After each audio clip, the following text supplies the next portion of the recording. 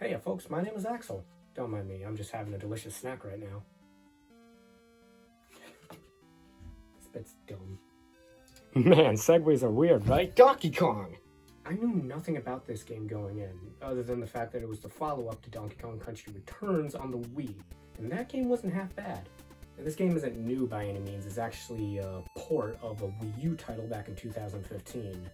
I played the original game, but we got it off of GameFly, so I actually had to give it back eventually, and I don't think I ever finished it. I don't have a lot of massive good memories with this game. I remember playing it, and I remember liking playing it, but I don't think I was too thrilled about the game, if that makes sense. Back in the Wii U and 3DS era, Nintendo went hard in making 2D platformers. Hell, the launch title for the Wii U was New Super Mario Bros. U. Don't get me wrong, Nintendo basically pioneered the platforming genre. They're obviously very good at making them. I can totally understand why they made so many though. 2D platformers are generally much easier to make than 3D games, and they generally make a lot of money. So it just makes sense to make a couple here and there. Especially if you're dealing with a failing console. But there was just way too many. I was 11 at the time, I found interest in running water, and even I got tired of these. That's not to say any of the games in the genre they pushed out was bad. No, they were all decent in some way, shape, or form. But there was just too many. It all just blends together for me. But after the Switch port came out, I looked back into this game, and I found that it's not only considered unanimously as an amazing game, but also that it's considered one of the most lovingly and finely crafted 2D platformers ever. Well, I guess I missed out, didn't I? But like I said, it was ported over the Switch, so I have an opportunity to try this game out again. I'll give it a quick playthrough and see if this really is one of the best 2D platformers ever made. This is one of the best 2D platformers ever made. Oh god, where do I even start? Well, first of all, the visuals are very, very nice. The Wii U was Nintendo's first HD console, and you can definitely tell they took advantage of that to a boggling amount. Country Returns already looked really nice, but this game is straight up art. It puts other 2D platformers to shame. Certainly looks a lot better than new Super Basic Bros. They did it. Even the most basic of grass levels are very, very nice to look at. I personally love how a lot of levels in the game look visually distinct in some way, shape, or form. Like, yeah, a lot of levels may have a similar theming, but they'll generally have one or two things that distinguish them from the other levels with the same theme. The first world is mainly beach levels, for example, but I could tell them apart if you ask me. I particularly like the fifth and the fourth world, which are possibly the most visually appealing levels I've seen in a game in a very, very long time. Only the latter was actually fun to play, but we'll get to that in a minute. Also, something I really like about this game is how grounded in reality it feels. And that may sound weird when talking about a game with a gorilla that wears a tie that launches seals into the atmosphere, but let me explain my point with an example. To put into perspective what I mean, no platform in this game floats in midair. Any platform that floats will generally have a propeller or a balloon attached to them. A platform that is just above the death plane will have scaffolding that holds them up. A platform that moves is usually attached by a string or something. The game universe has a very clear set of rules to them. Compare this to something like New Super Mario Bros. U, which is a spinning example of how little you can try with the game while still making a profit. Everything in this game is completely random and has no clear reason for happening. In certain levels in this game, there are donut blocks which fall if you stand on them for too long. Why do these platforms fall?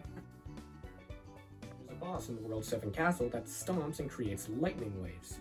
How is he able to do that? There are platforms in the game that move from side to side when you tilt your remote from side to side. How does that happen though? What's the context of what's happening in the game world? It's moving from side to side, but how is that happening in the game world? How does Mario have control over it? It's just a metal platform. He's just standing on it. Stop asking me. There is no clear reason for any of the random things that happen in this game. Compare this again back to Tropical Freeze. Why is this platform floating? It has a propeller on it.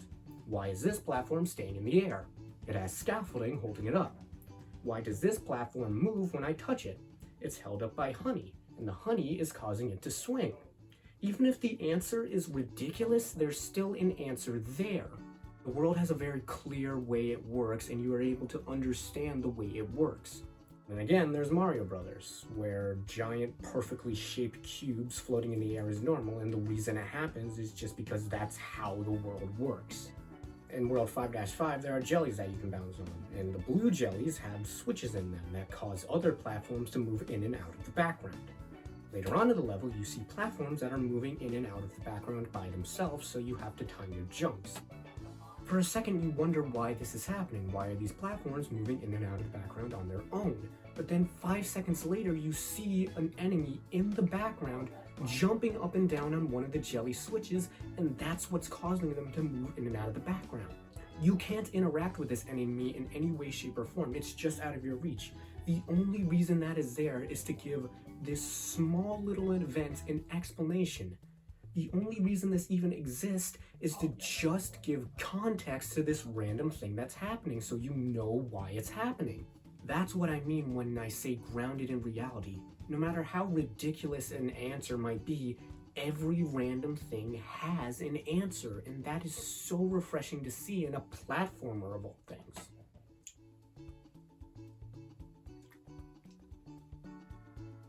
And it was at that moment he realized he was drinking out of a Mario flask while wearing a Sonic t-shirt and a Zelda beanie while talking about Donkey Kong.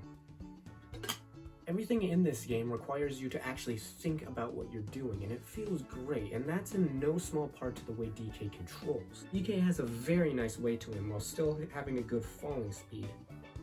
It can be a little bit hard to make jumps at times, especially if you're doing very tight platforming, but tight platforming is where the companions come in. Diddy Kong, Dixie Kong, and Cranky Kong can all be brought into the level as your companion to make platforming easier. Diddy Kong and Dixie Kong can both hover in the air, and Cranky Kong allows you to bounce in place and on top of spikes, which makes for some crazy platforming sequences if you're good enough. These three are very, very fun to use, and their different abilities make for some fun sequences. But the game never requires that you use one certain partner. You can use any partner in the game at any time and go into any level with any partner. So even if the game suggests that one level is suited best for a certain companion, it's still fun to see if you can pull it off with a different one, or just with no at all.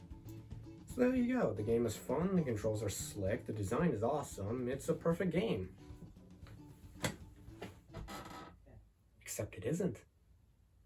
Yeah, I hate to break it to you, but perfection doesn't exist. 10 out of 10 is completely irrelevant, and I do have a few problems with this game if you'll indulge me for a second. Starting with my most minor complaint is Diddy Kong. Like I said before, Diddy Kong and Dixie Kong can both hover. Diddy Kong can hover in the air for a few seconds, and Dixie Kong can hover upwards. Like, am I missing something? Diddy can hover, Dixie can hover better. And because the game never directly requires that you use any given partner, that means Diddy Kong is damn near useless. Like, that's just it. There's no reason to use him unless you just want to make things harder. And if you want to make things harder, at that point you might as well just not even use a companion. Okay, so here's a big one. One new thing this game implemented from the previous game is swimming. DKC Returns, if you just fell into water, you died. In Tropical Freeze, you can swim in any body of water. Water no longer acts as a death plane, but rather a different mode of transportation. The swimming mechanics have so much depth around them that you can design entire levels around them, and they did design entire levels around them, and they're all terrible. But the developers clearly didn't care about that, because instead of just making a few levels, they decided to dedicate an entire world to swimming. I gotta say, water is just not a good game mechanic. I don't know why they decided to do that. And it may not seem like that big a deal, like, ooh, you have to do some swimming levels, but it's an entire world of swimming levels. That's 1/6 of the game. 1/6 of the game. That's terrible. But hey, like I said, they're nice to look at, so there's something that keeps you going. The last thing I wanted to talk about isn't a fault of the game itself. It's a fault of the price of the game. This game is $60. That's the standard for AAA games. But the original release on Wii U was $50. And then later on in the game's life, the game was put into Nintendo Selects, which is basically a program which all it does is lower the price to $20. So this port of a 5-year-old Wii U game that you can find for the Wii U for $20 costs $60 to play on the Switch. What's the deal? Well, hey, it's a port.